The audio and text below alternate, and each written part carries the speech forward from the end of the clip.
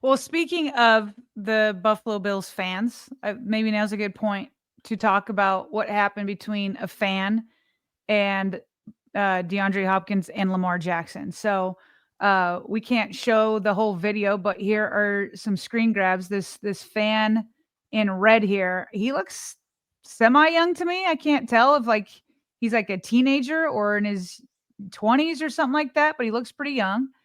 And we don't have the full video for copyright reasons, but when DeAndre Hopkins came through after his sensational one-handed touchdown grab, and even though tonight has been just a throw up in the mouth type of night because of the way they lost this game, we are going to give love to DeAndre Hopkins and a few others in just a minute. But this fan kind of like hits at DeAndre, but not too hard. I'm like, was that like he like was trying to pat his head? And I'm like, because he kind of made his neck go back. That was my original thinking. But then when he straight up, look at him. He's like doing a Derrick Henry stiff arm to Lamar Jackson from the stands. What are we doing here? What, like, who do fans think they are? Like, why? Why do this? It's unreal. And so Lamar, you know, doesn't just take it. He puts this fan in his seat. Absolutely puts him in his seat. Lamar Jackson was asked about this interaction after the game. This video is courtesy of ESPN's Jamison Hensley. Kind of explain what you felt or saw. You know, I seen him slap D-Hop, but you know I wasn't feeling it. He slapped me, and he said he talking. So I just forgot where I was for a little bit. You gotta think in those situations. You know, you got security out there. Let security handle it. You know, but I just let my emotion get the best of me. But hopefully it don't happen again. You know, I learned from that. And just for those of you that, just in case, since the audio was a little bit low there, I let my emotions get the best of me, right? Taking the high road there. I'll learn from that. Who knows, Sarah? You never know how the NFL might handle this. Who knows? Maybe he'll get a fine for retaliating, essentially, even though he was not the enforcer here whatsoever. As you've already noted, this is a young fan, right? If you go back and look at the replays, which obviously is really hard in these screenshots for copyright purposes, it's clearly a young kid, right?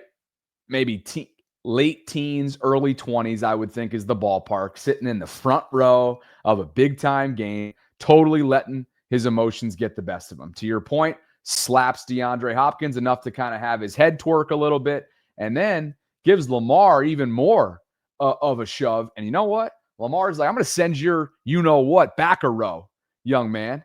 And so this is just unacceptable. Just to reiterate what you mentioned, this is unacceptable stuff. There's multiple reports out there that he was kicked out. I would even go as far as to say he should be banned from NFL games for a certain period of time. You know, it's just unacceptable. And I don't know why. I get it. When emotions are running, you lose yourself. Even Lamar just admitted that to himself. He lost his mind for a second. He forgot where he was because he's protecting essentially his teammate in DeAndre Hopkins. After, by the way, what should have been a celebratory moment because of how iconic that catch was. And we'll get to that in just a second. And by the way, on the evening, not a great night for the Buffalo Bills fandom, assuming that it was a Bills fan that tossed this object, which sure looked like some sort of water bottle, at Derrick Henry when he was gallivanting into the end zone on this play right here. You have the circle. Again, it's hard to see, but clearly when you go back to the replay, also, which we can't play for copyright purposes, it sure looks like that was a water bottle hurled in the direction of Derrick Henry. So this stuff just doesn't have any play, any kind of place in sport, in football. It's a terrible look. Yeah, let's not throw things onto the field, especially water bottles at the opponents. How about we not do that? And how about we not get into shoving matches with players? In fact, why don't you just keep your hands to yourself unless it's like, you know, when players are jumping into the stands of their own fans and they're like patting him and celebrating with them. But it's unreal. Like it's it's taking things way too far. And to your point, according to the Baltimore Banner, the fan was kicked out. He was ejected for it. You know, maybe a ban is in order, or at least a suspension for the season, something like that. They've got the Bills fan code of conduct says any irresponsible conduct will not be tolerated in the stadium, parking lots, or in Highmark Stadium, and in some cases may result in ejection from the game, revocation of season ticket privileges, and or arrest. Those season ticket privileges might need to be something. It's insane. And then I appreciate Lamar's response. I appreciate that he says, you know what, I should have just he was taking the high road for sure. He's saying I should have just let security handle it. That's probably the best way to go. At the same time, You know what though? At the same time, like he just got shoved back into his face, then his head's shot backwards, and all he's doing is celebrating with his teammate when it comes to that. And it's just like they're out there playing football, and it's a violent sport. It makes no sense to me that the fan even did that. But I appreciate that Lamar said, you know what, next time I'm going to let security handle it. Yeah, well, you know what? As many are noting in the live chat right now, since DeAndre was a pro in that moment, and maybe just because he didn't know who the heck was hitting him, it could have been a teammate. I mean, I saw Marlon Humphrey after Kyle Hamilton made one of his classic hit sticks tonight on 4th down. Big play, massive play by number 14. By the way, he was playing through a hand injury. NBC did a great job of covering that. I'm sure we'll have a slide on that in just a bit. Marlon just wound up on it. You never know who, like, how people celebrate. And so for DeAndre not to have reacted at all just because he's in the moment, had Lamar not, after he gets shoved as well. Well, one shove was harder than the other. One was like a kind of a small one. Another one was like straight up in his face. Yeah. And pushing him all the way back. Had Lamar not essentially called attention to this and acted accordingly. Oh, I see what you're saying. This fan may wind up, scot-free. Right. And so, unfortunately, again, the big takeaway in all of this should be a vintage, iconic catch from DeAndre Hopkins and a hookup with Lamar Jackson. Sarah, Christian Benford, talented corner for the Bills, as you can see here in the upper right-hand corner of this graphic, was draped. I'm talking about all-out draped, hip to hip with DeAndre Hopkins, stride for stride, unbelievable coverage by Benford, and an even better play by a future first ballot Hall of Famer. As you can see, the sign after that, as if to say, I'm still here. Granted, it wasn't a huge night bulk-wise for DeAndre. 2 catches for 35 yards, this touchdown right here, and this long of 29. But you know what, Sarah? This is kind of when you go back to what we said all offseason long since this acquisition was made in March. They're not hiring him in. They're not bringing him in for a year to be the big bulk guy. They're bringing him in for stuff like this, for a red zone threat kind of presence, for that veteran pedigree.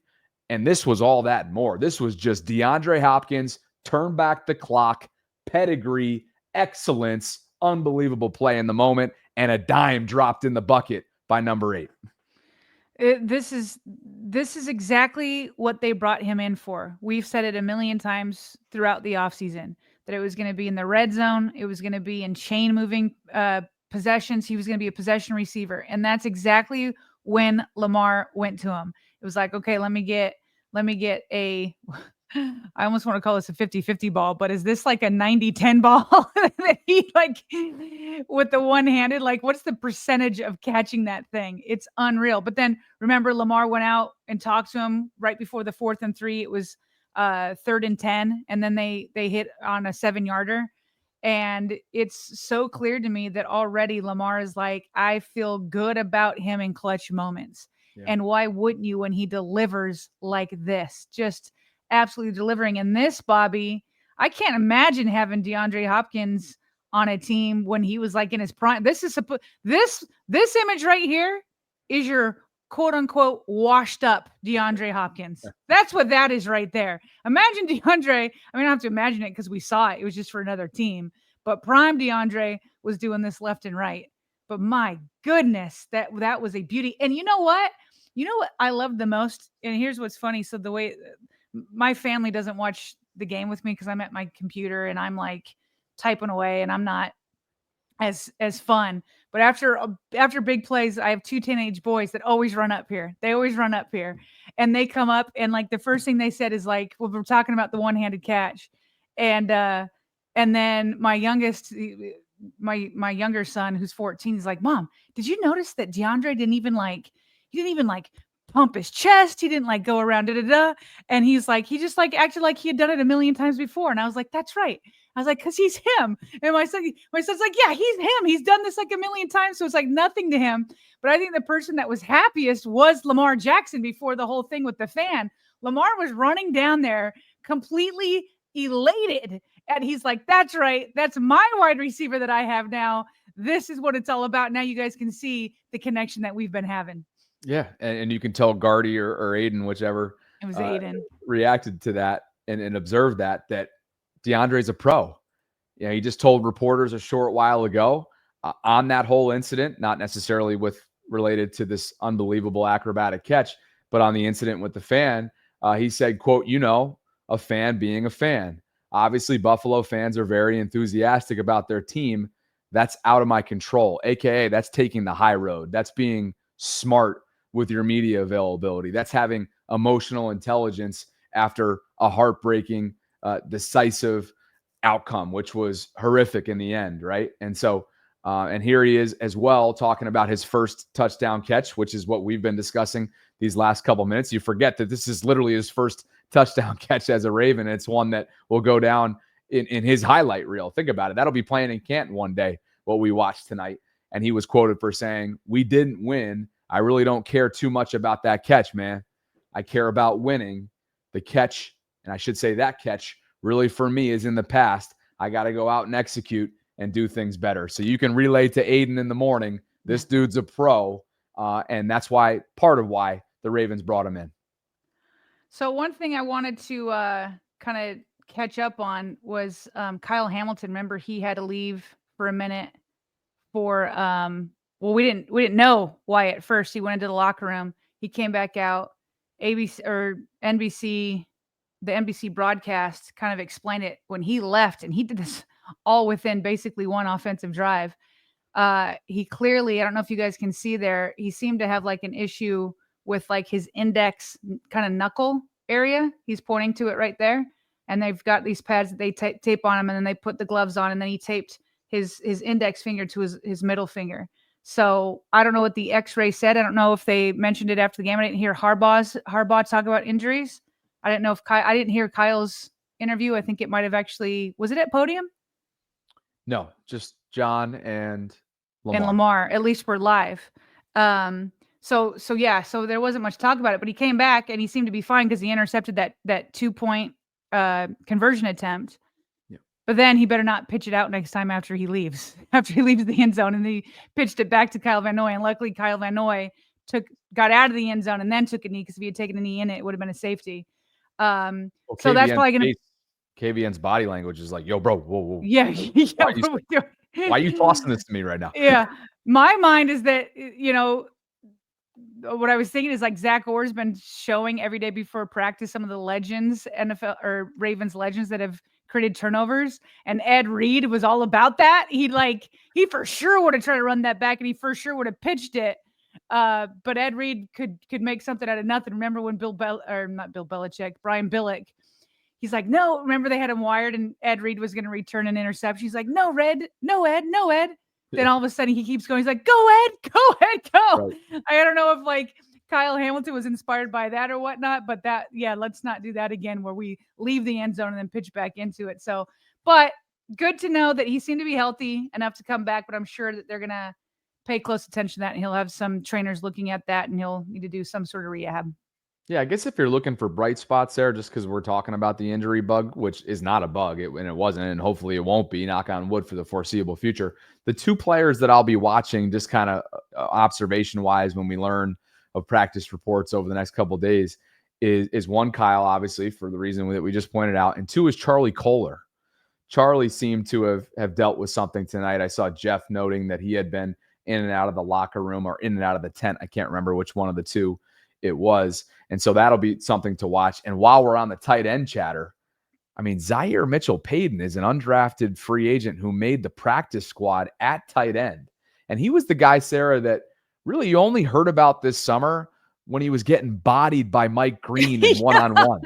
I was going to say the same thing. Right? Like the only, and again, we're not there every day. So I'm sure Zaire must have shown something, Sarah, for them to feel comfortable to make him a game day activation. And so he was over Lucas Scott, who was another undrafted rookie, a fullback out of Army West Point. Instead, they go with Zaire Mitchell-Payton. And Sarah, how about the block on Derrick Henry's first touchdown run? I mean, perfectly executed block. He was seeing time early on tonight. And you're thinking to yourself, man, he must have shown something this summer. And with no Isaiah Likely, he got an opportunity to showcase that in what became his NFL debut. So good on him, Zaire Mitchell-Payton. Yeah, absolutely. Good for pointing that out. And speaking of blocks, how about this one from Ronnie Stanley? When for a big guy at left tackle can move because he helped Zay Flowers go untouched into the end zone on a wide receiver screen. And I think Linderbaum is number 64. He got out there too. And it just made it so easy for Zay to get in the end zone. So good on Ronnie Stanley there.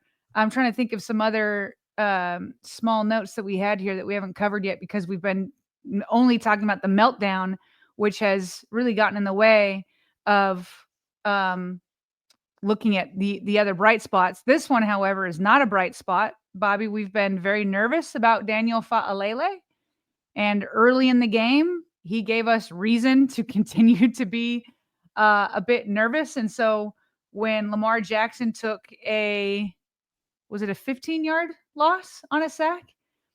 Fa'alele just went for a ride again. This happens too often for him. And this is the name of the game for Daniel, it's like he'll be fine for a while and then just like inconsistency creeps in and like, is this Ed Oliver again? I think it was Ed Oliver. Yeah. Ed Oliver just took him for a ride and he's just too high up, poor technique again. And you just see they're first locked up. Ed drives him back. And then before you know it, he has to release or he's going to get called for a holding. And then there's Lamar. He's backtracking and ends up with the sack. And this is exactly what we have not wanted to see. And again, luckily Lamar wasn't injured, but we've been nervous this whole time that he's going to be driven back in Lamar's foot, leg, knee, whatever, and something worse than this could happen. And so it's just so tough because there was one run where I think it was actually Derrick Henry's first touchdown run where Daniel Fa'alele was a key block that opened a wide open hole for Derrick Henry. And it's like, so you see the potential, but you have to get rid of plays like this where your quarterback ends up on the ground. Yeah. Yeah. There were a couple key plays for the right-hand side of the offensive line. And unfortunately, Roger Rosengarten was not immune to some of those key plays. And I'm not talking about a positive key. Like they were key aspects of what went wrong on those specific plays. You mentioned this one, Ed Oliver just having his way with Fa'alele, and Ed Oliver also game wrecked at times Roger Rosengarten's night. And that flushed Lamar out of pockets and wreaked havoc at the line of scrimmage. So there were times in this second half, Sarah, where you're thinking to yourself, man, this line, this trench game, this trench warfare has been won by the Ravens. Not in the second half. Certainly not in the second half. They surrendered. This group, this defense surrendered 28 second half points. And I want to continue some thoughts here that are not headline worthy, if you will, but that had an impact as we continue to discuss this. I have one about the end of the first half. You just slid ahead, so why don't you go first? That's okay. We can back up to the end of the first half because we had a super chatter talk about this. He said it was the longest 2 seconds ever. I felt like it was the longest second. Remember, they kept replaying. And this is another thing that was irking. Here, you do it because it's yours. It's your note. Go ahead. I'm just irked that they let them get a field goal before the end of the half. Yeah, that's okay. I mean, that's the big deal here, right? Like we can talk about the seconds all we want. Now, I believe that was Queon earlier on, Dreams with a super chat. But here's the screenshot that you have here from the NBC broadcast of Lamar, reminiscent of what was it, the Cleveland game several years ago when he went to the bathroom or whatever it was that night. But this is just because he saw all zeros on the clock. Straight up. I mean, hey, everybody's got to take, relieve yourself typically at halftime and get yourself right. Maybe, change out anything pads wise or whatever you do to get yourself ready for the second half. And Lamar and other members of the offense was on their way sprinting out. Well, wait a second. As that's happening, not so fast, if you will. First of all, the Bills Nation is at this point, they're like, God, this is going to be a throttle. This is week 4 last year all over again on Sunday Night Football. You think he was one of the ones, Sarah, with his hard helmet here that left early? I don't know. He looks like a pretty committed one to me. But Ari, I think, summarized it well. And he was like, the Bills ran a play, completed the pass, the clock ran out. The Ravens are like, yo, it's halftime. We're out of here. Then the ref gets on the loudspeaker, as you noted, and screams, Baltimore, hold on, several times. It's like, hold on, please, Baltimore. It was so hysterical. Funny. And then, of course, 1 full second in the NFL world gets put back on the clock, and Matt Prater kicks a field goal to end the half. And let me just refresh myself on what the score was. It was 20-13. Do I have that correct? It was 20-13 at the end of the half. And so obviously you don't know if it's going to loom large in the moment, but you're thinking to yourself, who cares about the 1 second or 2 second or the ruling or the officiating? The Ravens were soft in that moment defensively, just like they were in the end of the game, that ultimately puts the Bills in a position, Sarah, to put up points. And you have to give credit to a veteran who's done it for a long time, in Matt Prater's case, who literally took a red eye in, joined this team when Tyler Bass was designated for injured reserve, and ended up being one of the heroes for Buffalo tonight.